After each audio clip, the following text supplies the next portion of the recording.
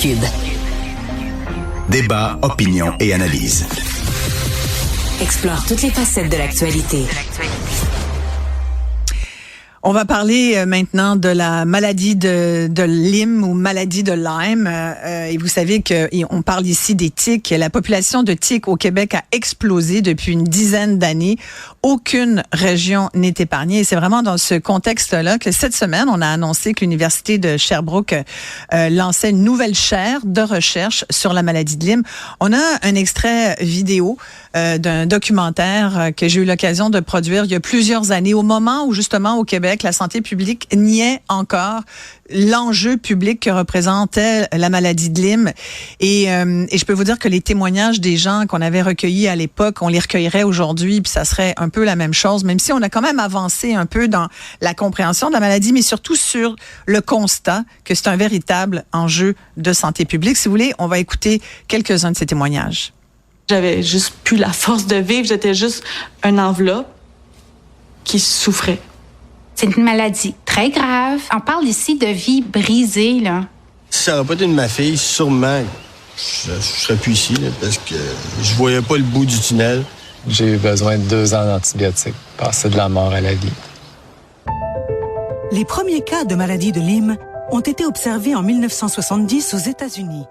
Effectivement, maladie de Lyme, vous l'avez vu sur la carte, ça vient de la ville de Lyme au Connecticut. Aujourd'hui, pendant longtemps, on s'est dit les tiques ne vont pas venir nous infester ici au Québec, au Canada. Or, les tiques ne reconnaissent pas les frontières, n'est-ce pas? Donc, ça n'a pas été très long. Il a fallu quelques années pour que les populations de tiques se répandent. Et ce qui est extrêmement délicat, c'est que toutes ne sont pas infestées avec les fameuses bactéries qui donnent la maladie qui est si débilitante, mais il y en a quand même de ces tiques qui sont effectivement dangereuses. On va en parler tout de suite avec l'ex-député de Mercier. Il est microbiologiste et infectiologue. Il connaît très, très bien cette maladie. Bonjour, Amir Kadir. Bonjour. Merci beaucoup, Dr Kadir, d'être avec nous. D'abord, allons-y sur... Je veux vraiment vous remercier parce que cette semaine, tous ceux qui veulent me parler veulent que je parle de Québec solidaire et de ses problèmes internes. Alors que c'est donnez-moi pas envie, là. Non, mais c'est le mois de mai, c'est vraiment le mois de sensibilisation à la maladie de Lyme. Ouais. Comme vous l'avez dit, c'est devenu au Québec avec le temps un enjeu de santé publique parce que le climat change. Avec le changement de climat, l'habitat de la tique et des petits animaux sur lesquels la tique se promène change, ce qui fait qu'au Québec maintenant, on est vraiment, surtout en Estrie, en Montérégie, dans l'Outaouais, on est vraiment dans la zone la plus importante de l'activité de la maladie de Lyme. Voilà. Même si on trouve maintenant aussi des cas, parce que la direction de la santé publique de Montréal l'a même dit, faites attention, même à Montréal, il y a eu des cas qui ont été diagnostiqués. Donc, on se rend compte maintenant qu'il n'y a plus personne qui peut vraiment être au-dessus de ses affaires avec ça, puis il faut vraiment faire attention. Oui, mais en même temps, c'est ça. Moi, j'insiste, c'est pour ça qu'on se parle aujourd'hui sur, disons, l'importance d'y accorder toute l'attention nécessaire. D'où le fait aussi qu'on a mobilisé plein de choses depuis 7 ans maintenant, puis le gouvernement agit, l'INES a produit un rapport, et maintenant il y a eu l'annonce d'une chaire de recherche au moins pour s'occuper de la phase aiguë, puis de comprendre comment ça évolue dans le temps. Ça, c'est Dr Alex Carignan de l'Université de Sherbrooke. Mais le problème majeur, c'est pas tant dans le Lyme aigu. La plupart des gens qu'on attrape, et avec lesquels on n'a pas de difficulté à obtenir le diagnostic par la sérologie, on les traite puis c'est réglé. Mais il y a un certain nombre de gens qui n'ont pas les symptômes classiques, qui passent inaperçus, la maladie reste en eux, puis là, quand on les traite plus tard, on se ramasse avec des problèmes à long terme et c'est sûr que c'est important. Donc, la meilleure chose à faire, sachant qu'il y a des tiques partout au Québec qui peuvent le transmettre, c'est que si on va dehors puis on fait des activités durant une journée, le soir, quand on revient à la maison, on se regarde mutuellement, on essaie de voir si notre conjoint, nos enfants, il y a quelque chose qui est accroché à eux sur leur corps, parce que, heureusement, la tique ne peut pas transmettre immédiatement. Ça prend plusieurs heures. Donc, on a le temps. Si on prend soin de faire attention, de se surveiller, de s'examiner après nos activités de plein air durant la journée, normalement, on devrait en prévenir beaucoup, beaucoup. Moi, je vous avoue, Dr Kadir, depuis que j'ai produit ce documentaire dont j'ai montré quelques extraits à nos auditeurs, qui s'intitule « Quand la maladie nous mord » et que j'ai fait déjà il y a 6-7 ans. Puis déjà, à l'époque, là, c'était un véritable enjeu au Québec, mais la santé publique le niait. Disait aux gens, moi, dans ce documentaire-là, il y a des gens qui me disaient, moi, ça fait des années qu'on me dit, vous avez peut-être la sclérose en plaques ou vous avez un cas de maladie chronique un peu imaginaire, genre, c'est dans votre tête, ma petite madame, ou encore vous avez de la fibromyalgie. Bref, c'est vrai que les symptômes sont pas clairs et peuvent être associés à plusieurs maladies autres, mais il y avait comme une espèce de... On niait beaucoup le témoignage des patients. Alors qu'aux États-Unis, à la même époque, c'était traité. Il y avait on peut guérir la maladie de Lyme, il faut le dire aux gens aussi. Là. Malheureusement, les gens au Québec étaient très, très mal traités. Est-ce que c'est mieux traité aujourd'hui, Dr Kadir? Madame Marchal, voici le problème. C'est qu'à l'époque où vous avez fait votre reportage, votre enquête, au Québec, on n'avait pas encore mené les batailles et les représentations qui ont été menées par l'Association québécoise de la maladie de Lyme, la QML, qui ont été menées par cette association par la suite, grâce justement, rendu possible cette mobilisation, grâce à des reportages comme le vôtre. Aux États-Unis, ces batailles-là ont été faites il y a 10, 15, 20 ans parce que l'incidence de la maladie était beaucoup plus importante, comme au même niveau qu'elle l'est aujourd'hui, mais il y a 10, 15 ou 20 ans dans le Sud. Donc, il y a des changements qui ont été apportés plus rapidement. Et la faute, c'est pas la faute de la santé publique, je dois vous dire.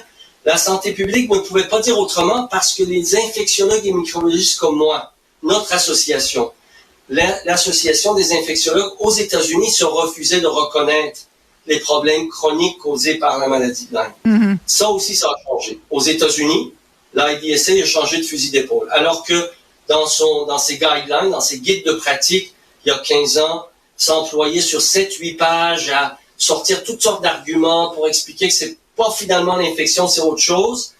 Dans le guide de 2020, ils disent il y a des lacunes dans nos connaissances, il y a un problème chronique qui surgit, on ne sait pas exactement par quel mécanisme, est-ce que l'infection persiste ou c'est les cicatrices laissées par l'infection, mais ils reconnaissent le problème. Ensuite, la CDC a changé de fusil d'épaule. La CDC maintenant catégorise la maladie de Lyme dans la catégorie de certains nombres de bactéries et de virus qui, une fois l'infection résolue ou pouvant produire une infection qui persiste, causent des problèmes à long terme. Et donc, tout un tas, chacun, dans les organismes, scientifiques, comme à l'IDSA, mais également au CDC, à l'INES, tout le monde est en train d'ajuster le tir et de reconnaître qu'il y a un problème chronique. Mais le reconnaître, malheureusement, ne dispose pas de comment on traite ça maintenant. Voilà, parce que c'était ma prochaine question, Dr Kadir.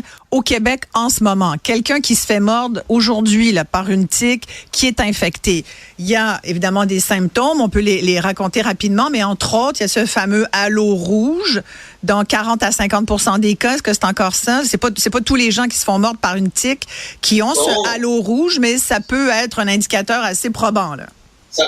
Quand le halo rouge en forme une espèce de rougeur en forme de cible apparaît, si la personne a observé un insecte, une tique sur sa peau dans la même région, c'est sûr que ça prouve le diagnostic. On n'a même plus besoin de sérologie dans le fond. Ça, c'est ce qu'on appelle un signe révélateur certain de la maladie de Lyme. Ceci étant dit, une fois qu'on trouve ça, il y a un traitement court à donner, que moi je dirais de 4 semaines d'antibiothérapie, pour s'assurer qu'il n'y a pas des séquelles à long terme. Mais même ceux qu'on traite adéquatement, il y a un pourcentage qui reste avec des séquelles à long terme, un peu comme la COVID. En fait, la COVID, qui produit dans une minorité de cas la COVID longue, est une bonne illustration de ce que peuvent être certaines infections qui produisent des symptômes persistants.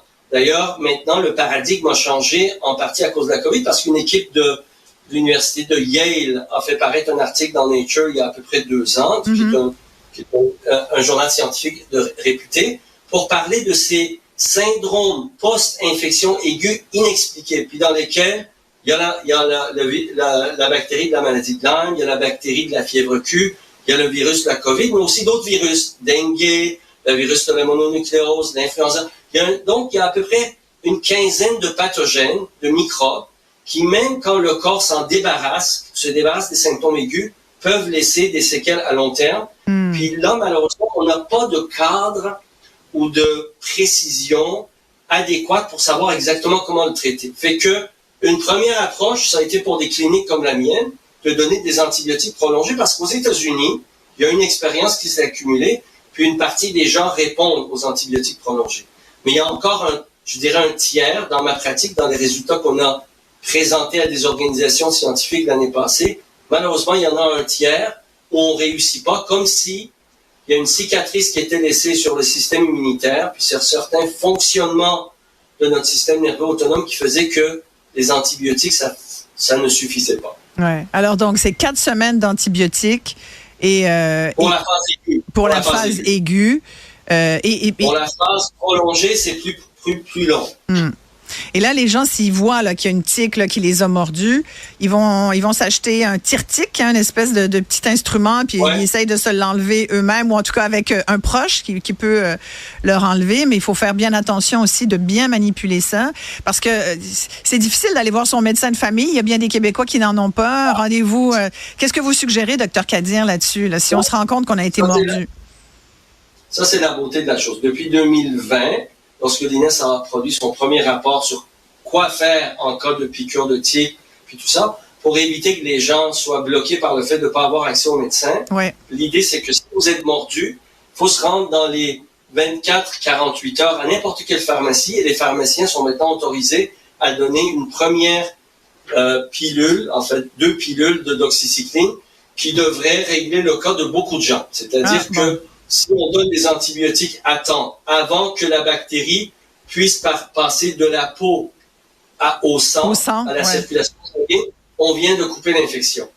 Ça, c'est donc la première étape à faire. On s'en vient, il y a des gens qui font de la recherche pour produire maintenant même un antibiotique sous forme locale, qui serait appliqué sur la peau, sur la lésion, pour s'assurer que c'est localement qu'on traite ça. On est en train de faire des démarches auprès du ministère pour même dire, dans le fond, les gens qui vont en camping, mettons qui vont en randonnée sur la Long Trail aux États-Unis, mais ils peuvent pas, au milieu de leur randonnée, revenir à une pharmacie. Donc, d'emporter avec eux une prescription préventive, comme les gens qui vont dans les voyages dans les pays en développement, on leur prescrit des fois de la Cipro si jamais ils ont une diarrhée due à des infections bactériennes. Donc, dans ce contexte-là, il y a une série de mesures qu'on est en train de prendre pour que les gens puissent couper court à la possibilité que l'infection s'installe dès qu'ils aperçoivent qu'ils ont été piqués. Bon.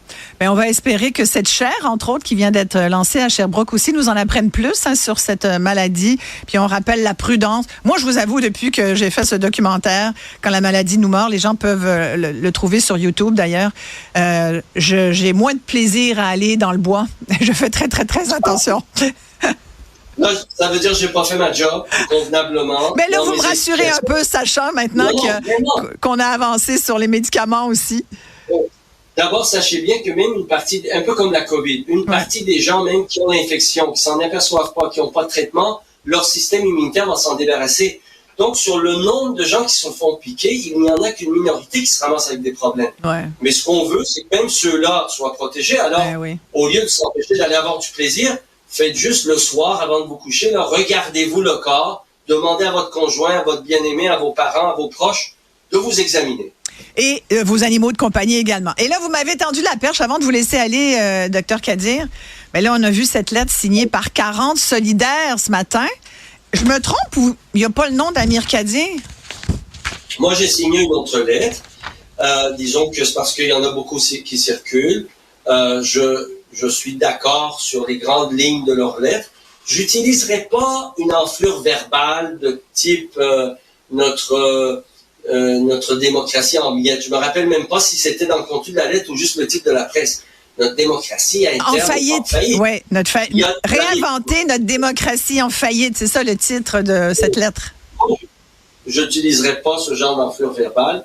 On a déjà eu, même avant la formation de Québec solidaire, il y avait l'Union des forces progressistes dans laquelle j'étais impliqué et Option citoyenne dans laquelle Françoise Saillant, Françoise David et des dizaines de femmes et d'autres hommes étaient impliqués. On avait des différends. Puis au départ, si on voulait se crêper le chignon, ça aurait été quelque chose ça aurait été du même ordre. au lieu de faire ça, on a surmonté ça en créant un comité de liaison pendant, je pense, 9 mois. Il y a eu des débats, on a surmonté les différends, on a accouché de quelque chose qui pourrait allier tout le monde. Je pense qu'on peut débattre sur des enjeux qui sont critiques, qui sont un peu sensibles, de manière constructive, puis construire dans l'unité plutôt que des clivages comme certains voudraient qu'il se passe. Et je pense qu'on va tabler sur cette expérience-là à Québec solidaire. On a fait à peu près la même chose quand il a fallu discuter du débat sur les travailleurs du sexe, le travail du sexe. Ça a été un débat sensible. Il y a eu un autre débat qui a été sensible, qui était sur est-ce qu'on fait une entente électorale avec le Parti québécois ou pas. Ensuite, mais là, c'est l'avenir. Là, c'est l'avenir du parti dont il est question. Et c'est aussi le leadership de Gabriel Nadeau-Dubois qui est en cause. Oui, exact. Là, il y a quelque chose... ça, c'est l'angle général, le grand angle dont on vient de parler. Il y a un angle plus rapproché. Je pense que Gabriel l'a accepté, là, que la direction, et lui en particulier, l'ont échappé. Il y a des manières de faire, d'agir à l'interne pour que les gens ne se sentent pas exclus, disons, mis sur la voie de côté, surtout quand il s'agit de nos plus brillants talents, comme Émilie, comme Catherine Dorion. Il aurait fallu que le signal d'alarme de Catherine fasse en sorte que le parti, sa direction, Gabriel, fasse plus attention qu'il ne faut. Malheureusement, il l'a échappé, il le reconnaît. Puis la direction actuelle qui est assurée par 2 femmes, c'est-à-dire Roxane Milot, à titre de présidente du parti, puis notre DG qui est, j'oublie Fortin, Myriam Fortin. Les 2 sont maintenant conscients qu'il faut absolument qu'on prenne le corne là, par les 2 bouts, puis qu'on réussisse à faire en sorte que les décisions se prennent de manière vraiment collégiale, puis que malgré je dirais